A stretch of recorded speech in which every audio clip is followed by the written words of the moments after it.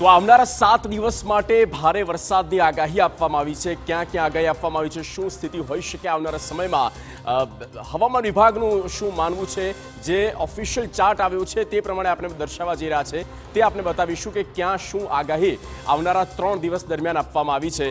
સૌથી પહેલા આપણે આ ગુજરાતનો નકશો બતાવીએ। 2 જુલાઈ એટલે આવતીકાલની વાત કરીએ તો 2 જુલાઈના રોજ ક્યાં ક્યાં ઓરેન્જ છે અને ક્યાં યલો એલર્ટ છે તેની વાત કરીએ। ઓરેન્જ એલર્ટ જે છે એ છે ઉત્તર ગુજરાતનો પટ્ટો છે, જેમાં સાબરકાંઠા, અરવલ્લી, મહીસાગર, દાહોદ અને ત્યારબાદ દક્ષિણ ગુજરાત એટલે કે જે સાઉથનો જે બેલ્ટ છે ત્યાં નવસારી, વલસાડ છે અને વલસાડ જિલ્લાના વાપીમાં આ ઓરેન્જ એલર્ટ છે 2 તારીખનું, જ્યાં સૌથી વધારે વરસાદ જે છે તેની આગાહી આપવામાં આવી છે। જુઓ, ઓરેન્જ એલર્ટની આપણે વાત કરીએ। ઓરેન્જ એલર્ટ સૂચવે છે કે અતિ ભારે વરસાદ થવાનો છે। યલો એલર્ટ એટલે કે મધ્યમ વરસાદ થઈ શકે અને તેમાં દક્ષિણ ગુજરાતના જે જિલ્લા છે તેમાં ડાંગ છે, તાપી, નર્મદા, ભરૂચ, સુરત। આગળ વધીએ, મધ્ય તરફ જઈએ તો વડોદરા છે, છોટાઉદેપુર, પંચમહાલ આ એ જિલ્લા છે કે જ્યાં સામાન્યથી મધ્યમ વરસાદ થવાનું છે, મધ્યમ વરસાદ થવાનો છે।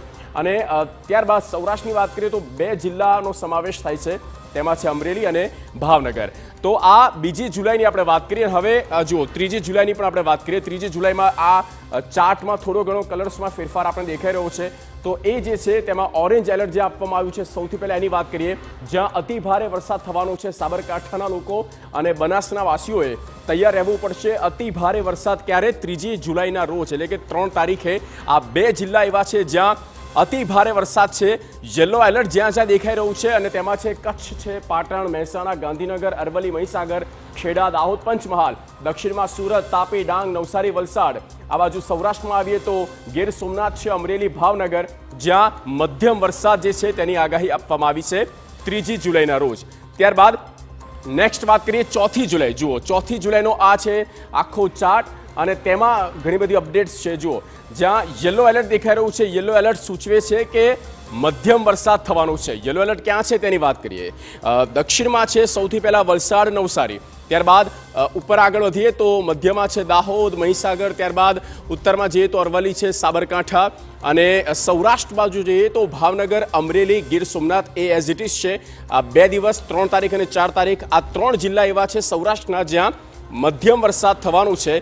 ઓવરઓલ 4 તારીખે ક્યાંય રેડ એલર્ટ આપવામાં આઈએમડી દ્વારા નથી આપવામાં આવ્યું। એનો મતલબ એ છે કે ક્યાંય પણ ભારેથી અતિ ભારે વરસાદ નથી, એટલે કે આ જે જિલ્લા જે છે જ્યાં યલો એલર્ટ છે એનો મતલબ એ છે કે મધ્યમ વરસાદ ત્યાં થવાનું છે।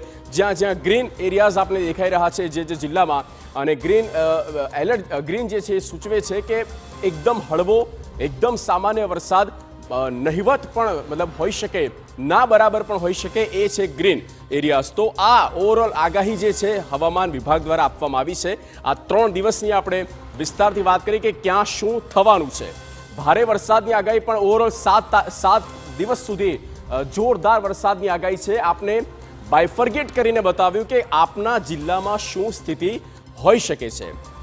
જૂન મહિનાની જેમ જ્યાં જુલાઈમાં પણ ભારે વરસાદ છે અને ભારે વરસાદને કારણે સ્થિતિ શું હોઈ શકે તેની પણ આપણે વાત કરીશું। ઓવરઓલ આપણે જ્યારે વાત કરીએ કે ઝોન વાઇઝ અત્યાર સુધીમાં જે વરસાદ થયો છે ઝોન પ્રમાણે,